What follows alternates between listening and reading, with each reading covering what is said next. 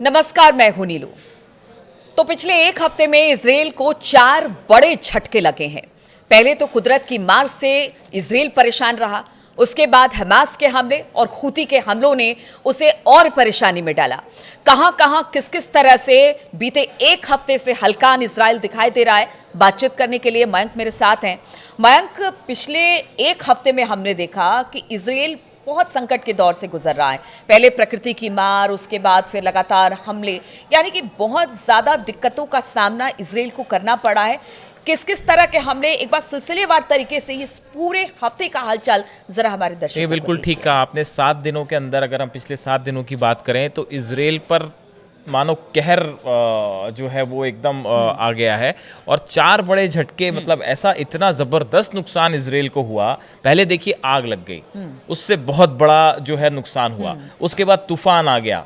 उसके बाद देखिए गजा में जो है वो इजरायली सैनिकों की मौत हो गई, कई इजरायली सैनिक घायल हो गए। और उसके बाद अब ये हूती की मिसाइल अटैक, जो कि बेन गुरियन एयरपोर्ट पर उनकी मिसाइल गिरी है, जिससे इजराइल में ज़बरदस्त दहशत का माहौल है। और ये सब का सब हुआ है पिछले 7 दिनों के अंदर। और देखिए ये जो जिस तरह से माहौल इस समय इजराइल में है और जितना सेटबैक है इजराइल का, इसको लेके एक टर्म हमने पिछली बार भी बताया था कि एक टर्म जो है वो पूरे गजा में, फिलिस्तीन में, लेबनान में बहुत ज़्यादा सोशल मीडिया पे वायरल हो रही है। और वहाँ के फिलिस्तीनी जो लोग हैं वो ये कह रहे हैं कि ये अल्लाह का इंसाफ है। ये बताना आपको इसलिए ज़रूरी है क्योंकि सोशल मीडिया पे इस तरह से एक चर्चा छिड़ गई है, जो फिलिस्तीनी बार बार कह रहे हैं कि गजा में जिस तरह से स्ट्राइक की है इजराइल ने, और वहाँ जिस तरह से बच्चे भूखे हैं और मर रहे हैं, और जिस तरह की स्ट्राइक हो रही है, लोग मर रहे हैं, तो इस तरह से एक गुस्सा एक प्रकार का फिलिस्तीनियों का निकल रहा है इजराइल के ऊपर। और वो ये कह रहे हैं कि ये कुदरत ने जो है वो इजराइल को सजा दी है, ये अल्लाह का अजाब है और अल्लाह जो है वो अब सजा दे रहा है। इस तरह की बात सोशल मीडिया में वायरल हो रही है। देखिए आपने जो 4 बातें पूछी, सबसे पहली बात तो थी जो सबसे हम पहला बात करेंगे कि जिस तरह से आग लगी, अब उसके आंकड़े निकल के सामने आ गए हैं कि इजराइल को उस आग से कितना नुकसान हुआ। देखिए बताया जा रहा है कि 6000 एकड़ जमीन, जंगल पूरी तरह से जलकर खाक हो चुके हैं। करीब 45 लोग इसमें हॉस्पिटल्स में भर्ती हैं जो कि बुरी तरह से जख्मी थे। फसलें नष्ट हो गई हैं, पेड़ जल गए हैं। जैतून की बहुत बड़ी खेती होती है इजराइल में, वो पूरे के पूरे पेड़ जो है वो जैतून के तबाह हो गए। कनाडा पार्क है वहाँ पे इजराइल का, वहाँ 70% वो पूरा पार्क का इलाका जो है वो जल के ख़त्म हो चुका है। और इजराइल की बायोडाइवर्सिटी को बहुत बड़ा नुकसान हुआ है। और देखिए ये जो है आने वाले समय में ये जो है पर्यावरण के लिहाज से ये इजराइल के लिए बहुत बड़ा सेटबैक था। अब ये बात हो गई आग की। तूफान जो आया उसके दृश्य सबने देखे, उसकी तस्वीरें सबने देखी। फ्लाइट्स रोकनी पड़ी, कई इलाकों में जो है आर्मी बेसिस में काफ़ी नुकसान हुआ। तो उसके बाद तूफान जो दूसरा था, 3 दिन के अंदर तूफान भी आ गया। पहले आग हुई, फिर तूफान आ गया।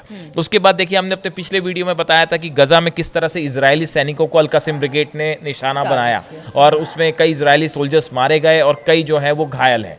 और उसके बदले फिर अब ये हुआ कि इजराइल को जो अपनी रिजर्व फोर्सेस जो है वो गजा में भेजनी पड़ गई हैं।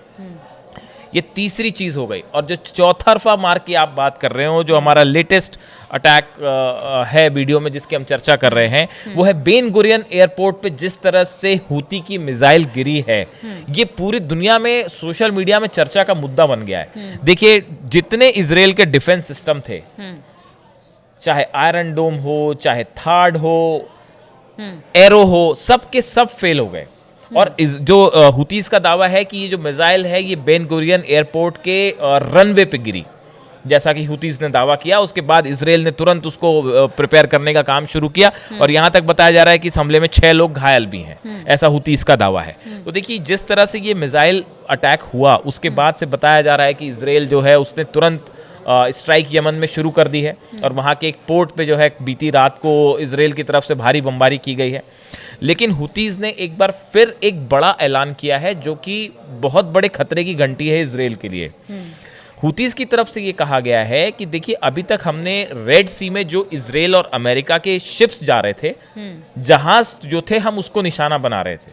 ठीक है। लेकिन आने वाले वक्त में जितने प्राइवेट प्लेन्स इजराइल जा रहे हैं, पैसेंजर प्लेन्स इजराइल जा रहे हैं, अब वो भी हमारे निशाने पर होंगे। मतलब अभी तक सिर्फ जहाजों को टारगेट किया जाए, लेकिन अब एयर स्पेस में भी घुसने की एयर ब्लॉकेड का नाम दे रहे हैं वो इसको। वो कह रहे हैं कि हम रेड सी से होता हुआ कोई भी जहाज अब ना हम इजराइल के अंदर नहीं जाने यानी उनके टारगेट पर रहेगा। उनके टारगेट पे होगा। ये इजराइल के लिए एक बहुत ही बड़ी चेतावनी है और इससे डील करना, देखिए इनकी जो हुतीस की मिसाइल है, हौसियों की जो मिसाइल है, इसकी कैपेबिलिटी पूरी दुनिया देख चुकी है। इन्होंने अपनी मिसाइल सिटी दिखाई थी और जिस तरह से ये बेन गुरियन पर अटैक हुआ है, लगातार जिस तरह से ये हाइपरसोनिक मिसाइल्स दाग रहे हैं इजराइल के ऊपर, ये एक बड़ी चुनौती है इससे डील करना। अब देखिए इनकी तरफ से एक ईमेल जारी किया गया है हुतीस की तरफ से।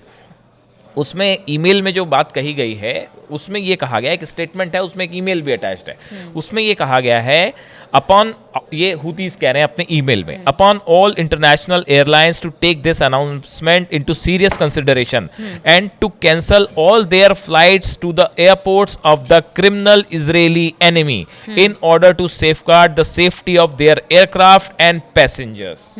इनका कहना ऐसा है, इन्होंने पूरे दुनिया की एयरलाइंस से हौसियों ने अपील की है कि आप इजराइल अपने जहाज, पैसेंजर प्लेन्स जाना बंद करवा दीजिए, क्योंकि हमारे निशाने पर हर वो प्लेन्स होंगे जो इजराइल में एंटर करेंगे या इजराइल से बाहर निकलेंगे और अरेबियन सी या यमन के ऊपर से गुजरे। दिक्कत आ जाएगी इजराइल के सामने, कैसे निपटेंगे इस चुनौती से? देखिए ये एक बड़ी चुनौती है, इसमें कोई शक नहीं है, क्योंकि देखिए ये मिसाइल्स जो हैं, हमने पहले भी देखा कि इस तरह की मिसाइल्स जो है वो सॉफ्ट टारगेट हो सकते हैं एयरप्लेन्स, जो पैसेंजर प्लेन्स हैं।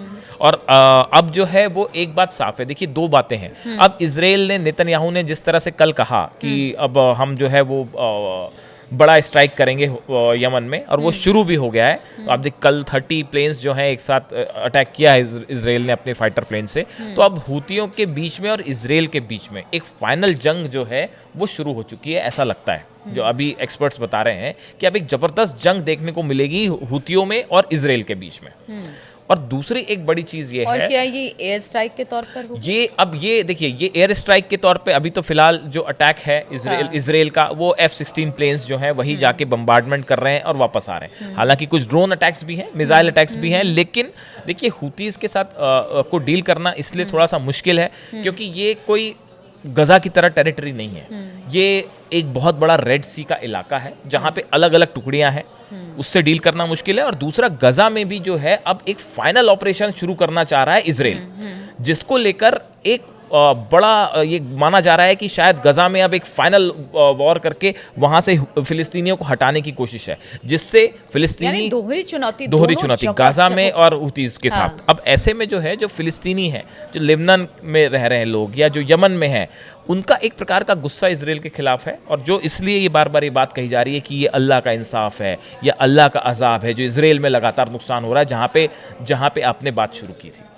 बिल्कुल, तो दो मोर्चे पर इस वक्त चुनौती है, जबरदस्त चुनौती इजराइल के सामने। एक तो हुती को टारगेट करना है क्योंकि वहां पर लगातार हुती हमले कर रहे हैं, चाहे वो इजराइल पर हो या अमेरिका के सैन्य बेड़े पर हो, या फिर बात की जाए हमास को भी खत्म करने की। पूरी तरह से अब जुगत में जुड़ गया है इजराइल, क्योंकि लगातार हमले, जिस तरह से पीछे कुछ दिनों में हमास के हमले देखे, अब देखिए इन चुनौतियों से कैसे पार पाएगा इजराइल। इस पर हमारी नजर लगातार बनी रहेगी। आप बने रहिए हमारे साथ।